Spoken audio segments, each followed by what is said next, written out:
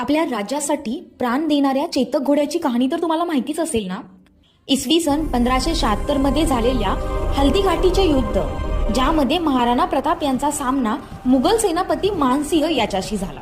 रणांगणात महाराणा प्रतापांनी फक्त एक इशारा केला आणि चेतक विजेसारखा पुढे झेपावला। त्याने थेट मुघल सेनापती मानसिंह याच्या हत्तीच्या डोक्यावर उडी मारली। त्या क्षणी हत्तीच्या सोंडेला बांधलेल्या तलवारीने चेतकचा एक पाय गंभीर जखमी झाला। पाय तुटला, रक्त वाहू लागलं, पण चेतक अजिबात थांबला नाही।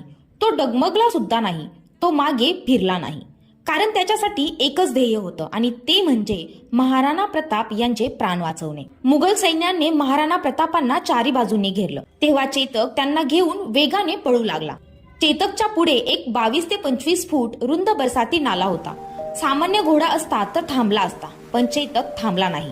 एक तुटलेला पाय असतानाही त्याने शेवटची ताकद एकवटली आणि एका प्रचंड झेपेत तो नाला पार केला।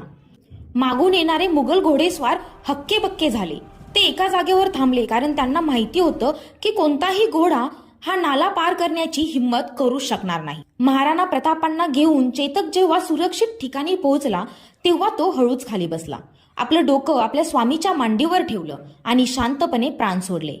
इतिहास सांगतो, महाराणा प्रताप कोणत्याही युद्धामध्ये कधीच ढासळले नाहीत, पण आपल्या प्रिय चेतक घोड्यासाठी ते एका लहान मुलाप्रमाणे रडू लागले।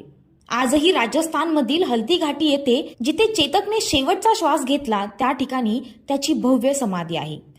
खरं तर ती समाधी नाहीये, तो आहे एका निष्ठेचा इतिहास, वीरतेचं प्रतीक, मैत्रीची अमर कहाणी आणि बलिदानाची जिवंत आठवण। हा व्हिडिओ आवडला असल्यास कमेंटमध्ये महाराणा प्रताप लिहायला विसरू नका। थँक्यू।